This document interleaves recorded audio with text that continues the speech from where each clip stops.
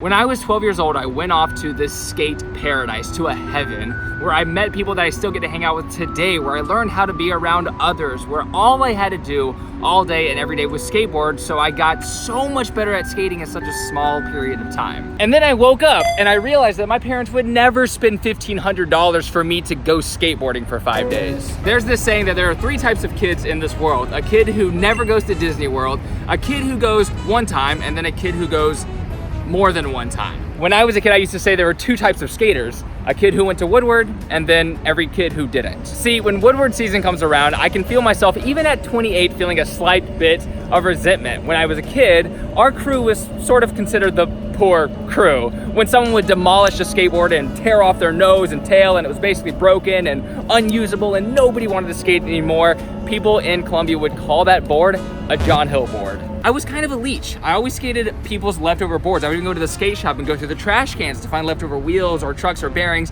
I would even at McDonald's wait for my friends to finish their meals and ask if they have leftovers, and even go to McDonald's at closing time to see what I could get discounted off and basically ask for the food that they were going to throw away. But that's not that unique of a situation. There's a lot of people who can't really afford to skateboard or buy skateboards consistently or enough to get really good at skateboarding. So what do you do if you're someone who can't afford to go to Woodward? Well, you use your unique circumstance to build a skate style that's unique. I will start off by saying this: yes, of course, if you go to Woodward, you can get technically better at skateboarding at a much faster rate because you're surrounded by people who are inspired to get better at skateboarding, and that's all you get to do for 5 days straight. But skateboarding is definitely not all about skill. It's like saying that you need to go to an art college to be a better artist. Yes, you might be in an environment to be surrounded by artists, you might be inspired to draw a lot, but you're learning the same thing that everyone else is learning in the class, which is kind of the opposite purpose of finding your own unique creative voice. Take Jamie Griffin. He's an extremely popular skateboarder on Instagram. His views are crazy, and he was popularized by skating this tiny carpet flat ground area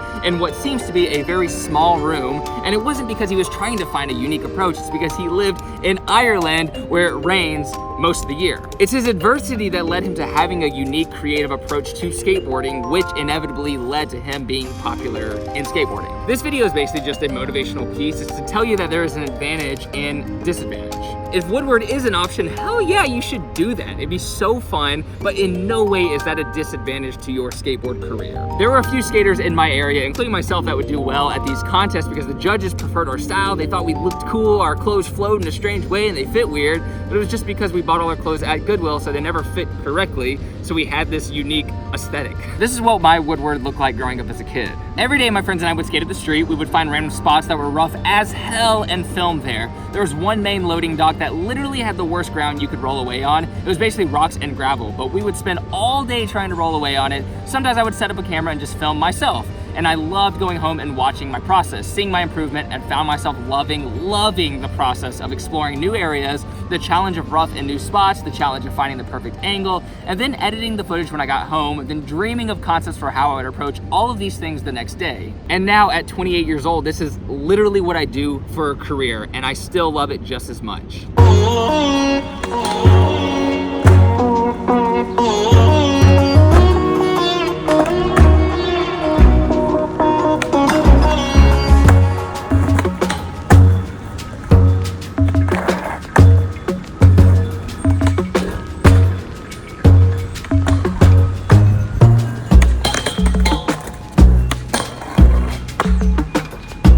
That's not allowed in the skate park.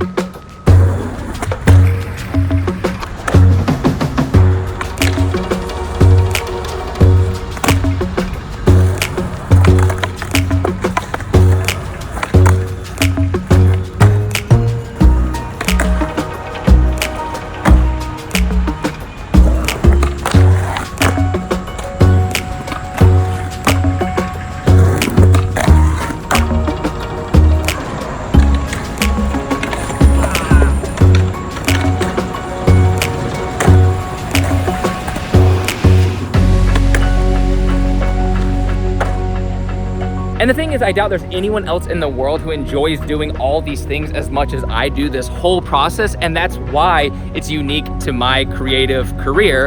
And I think that's where the secret lies, that anyone out there pursuing a career is what is something that you can spend all your time doing that you couldn't imagine other people finding as enjoyable as you.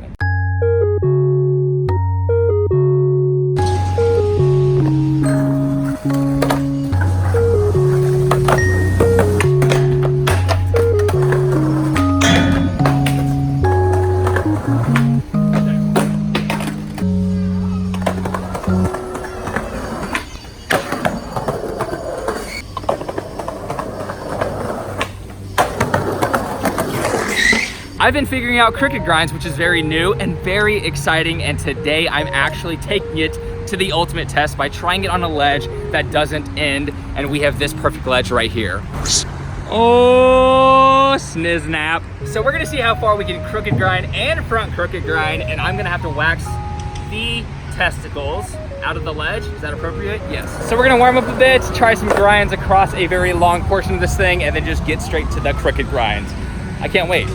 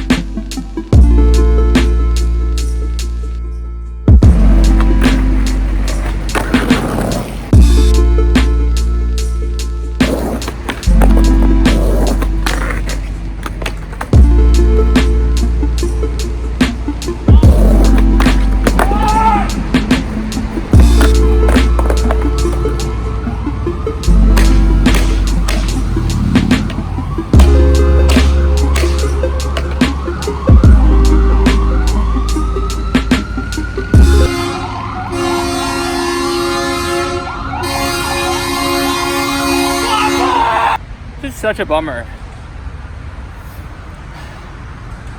Crooked grinds have always given me hell because I have such a weak front foot compared to my back foot, and I've literally been practicing for the last, I don't know, 2 weeks, just nothing but crooked grinds to get better. And now that I get to take it to the streets, this is kind of the worst aspect of skateboarding. Everything's so amazing about it, but when you go to the streets and you're set, you know what you can do well, and it just doesn't work, especially because the ground is so terrible here. The ledge is beyond perfect. The fact that I'm not doing it is 100% my fault, but I just need to practice more. And inevitably, you gotta go through this terrible, terrible trial and tribulation to get to a point where you're good with the trick. So, dude, so annoyed. And I'm definitely not gonna bother doing a front crook if I can't even do a back crook, but I'm not gonna lose the war. So before I leave, I am gonna do 10 tricks, even if they are simple. I got to win before I leave. I can't let this stupid thing defeat me. So 10 tricks.